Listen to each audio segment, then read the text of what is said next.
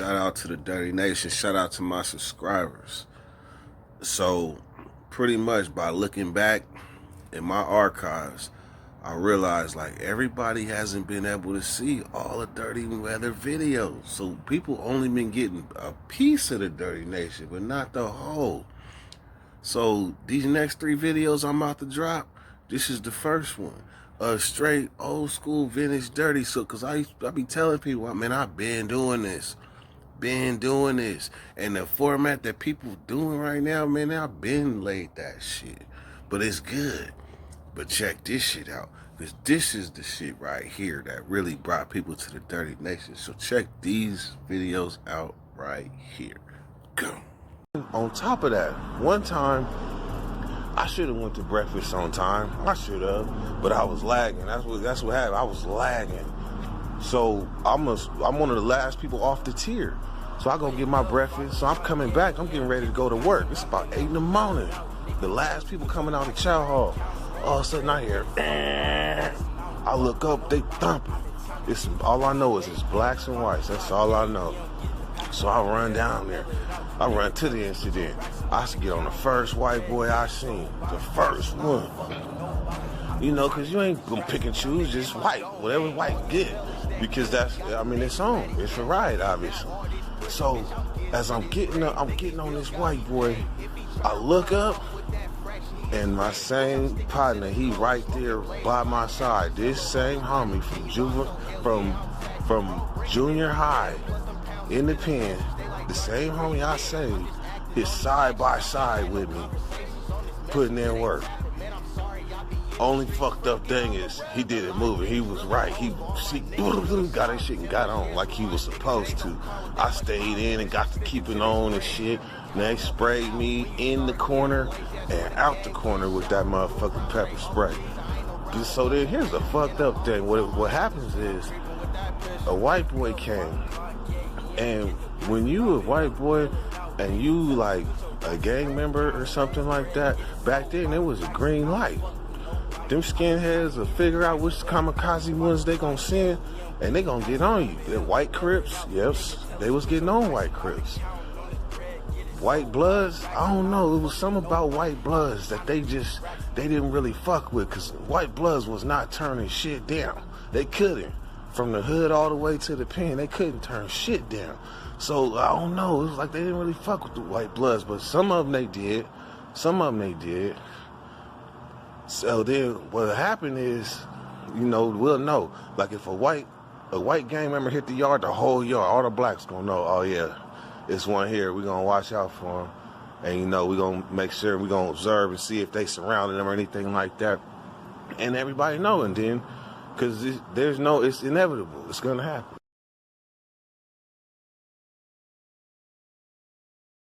Shout out to my subscribers, man. How y'all feeling? So before I forget, shout out Mr. Order, shout out Rocky, and shout out G Montana, man. Y'all, man, for coming through with the comments, man, and y'all motivate me to keep it pushing and keep it moving. So this story right here, man, this is the funniest fight I ever had locked up. Funniest fight ever. So, I'm in maximum security, juvenile hall. And I'm playing ping pong, right? In ping pong, you gotta call next. So, this white dude in particular, his name was Dibble. Dibble, I probably got distracted or whatever, but Dibble took my motherfucking turn on my ping pong table. So when I come back, I'm like, man, it was my motherfucking turn. He said, no, it ain't. So so next thing you know, he say, shut your black ass up. I'm like, what the fuck? So I'm going around, we going around the table. I'm like this.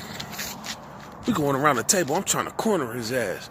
So when the staff came, the staff ended up coming. They seen the commotion. They like, what's going on?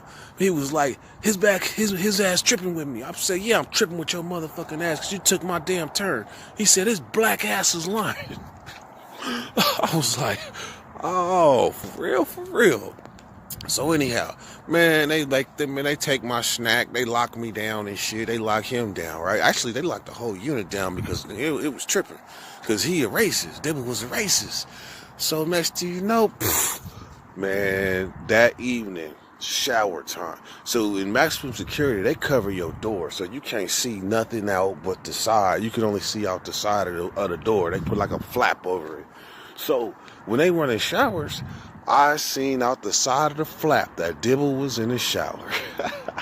I told my celly, I said, I'm about to get this motherfucker. Man, as soon as I go into the shower, it was only me and Dibble.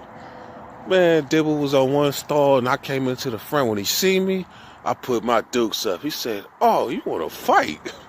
I said, yeah, and took off. When I swung on him, I connected. Bing, bing. Man, that motherfucker, I swear, that motherfucker somehow got me in a headlock. Okay, let me go back. We butt ass naked.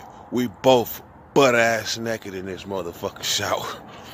Man, this motherfucker, when I swing, I hit him. Bang, bang, and that motherfucker put his head down or something. I don't know. It happened so fast, but this motherfucker put me in a headlock.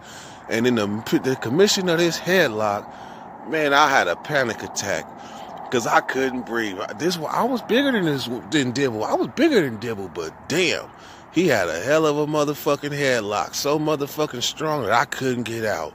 So what you think I did? Man, I must have grabbed Dibble by his nuts. I grabbed a handful of dick and balls and picked his ass up like this.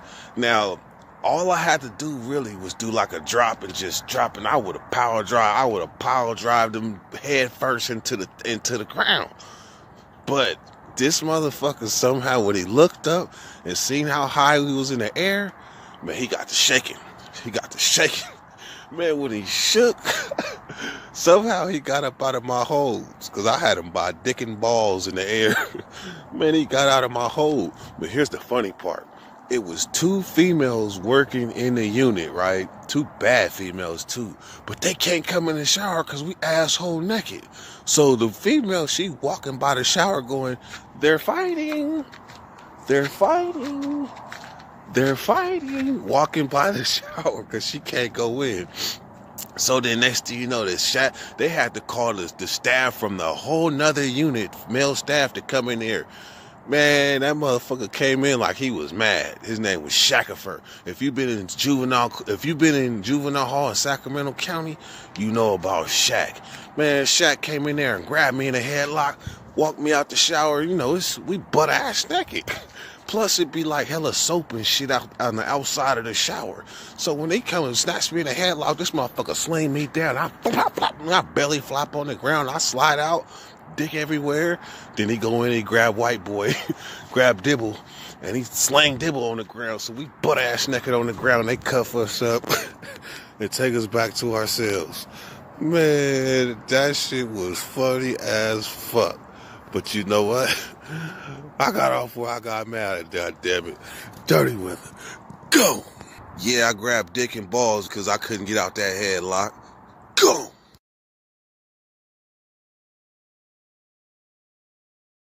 So, this story right here, this is about the hardest white boy that I ever seen. So I ain't gonna say his name, so we just gonna call him Killer. So I was in the cell with my step pops at the time, D Hunt. Free David Hunt. Free David Hunt out in Florida swamps.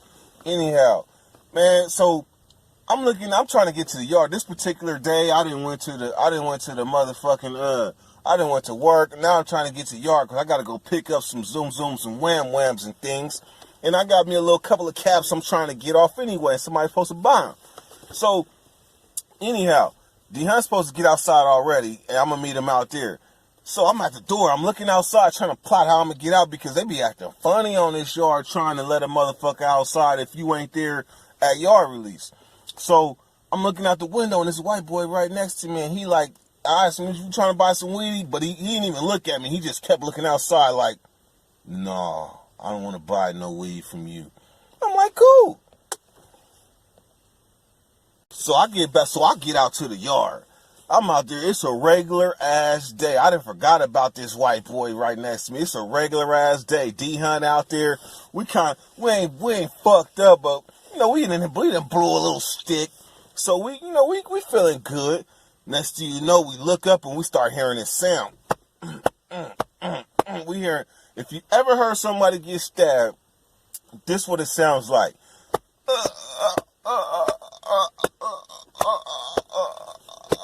I was like, so what happened is the Blood Alley handball court is right next to the white boys handball court, right next to it. And they was playing handball, right? We just chilling. Next thing you know, when we hear that sound, we look up. Man, this white boy killer then crept up on the white boy. We gonna call him G. Crept up on G while he was playing handball, jumped on his back, stabbed him. He kept on stabbing. I'm talking about he stabbed him like 40 times. Then on top of that, after he stabbed him, he took the motherfucking knife, threw it over the wall, came back, and started kicking the shit out this motherfucker. He got blood squirting all over. He kicking him now. I'm like, damn, and me and D Hunt, we like right here. We like 5 feet from this shit. 5 feet. We fucked up. So then the police come. Man, they try to save this dude's life. I don't know what happened. They carted him off or whatever. So then we get back to the cell. Man, we didn't talk for like 2 days. I'm like, D Hunt, man, what's wrong, man? Why you ain't talking? Finally, he broke his silence. He like, son, with a straight face. He like, son, that really fucked me up, son. Just the savage nature of it, son. It's too much, son. That was, I seen a lot, son, but that was a lot. And my young wife, I'm like, shit, it is what it is. You know what happens. It's prison. But when you think about it in my 39-year-old mind, I look back, I was like, man, now I'm like, that's some really fucked up shit to fuck D Hunt up, because that's the OG. So anyhow, fast forward. So about 7 months later, I'm talking to the psych, and I tell him, I'm having a bad day. So next thing you know, I come back for the yard, and there's 2 police in front of my cell. They talking about cuff up. I'm like, cuff up for what? They said you was talking about hurting yourself. You got to go to the hospital for a few days so you can rest it off or whatever. I said, oh, hell no. They took me to the hospital, put me butt naked in a schmuck, gave me some motherfucking books to read and shit. And then this dude comes by in a walker. And I looked, man, my face was like this. Man, it was G. He survived the stabbing attack, man. He got stabbed 40-something times and a stomping by one person. And he survived. He survived. But I ain't gonna lie, this is not to mock him, but this is what happened. I said, damn, I thought you was dead. I said, what? He said, I got stabbed. So what happened is he turned into a vegetable. I mean, because they can't let you out of prison if you fucked up. Like, if you fucked up, you got something wrong with you, like a serious something, like they want to kick you out the same way you came in. And if you ain't right, they'll keep you. And they kept him in the back of this hospital hiding. Because the sad thing is he was like 2 weeks to go home when he got stabbed up like that.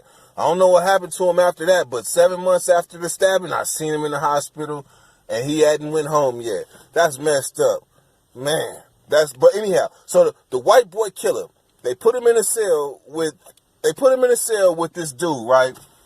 Man, that was my partner too, man. Why he killed a dude in the cell, in the hole, and then get on the door and yell, get this carcass up out of here. What? You kill your cellie and get on the door and yell, get this carcass up out of here? That's crazy. So then they actually put him in a cell with somebody else. And he damn near killed them too. Man, that white boy right there, killer, I wish I could say his name, but killer, that's the hardest white boy I know. Dirtyweather, gone. Hannah.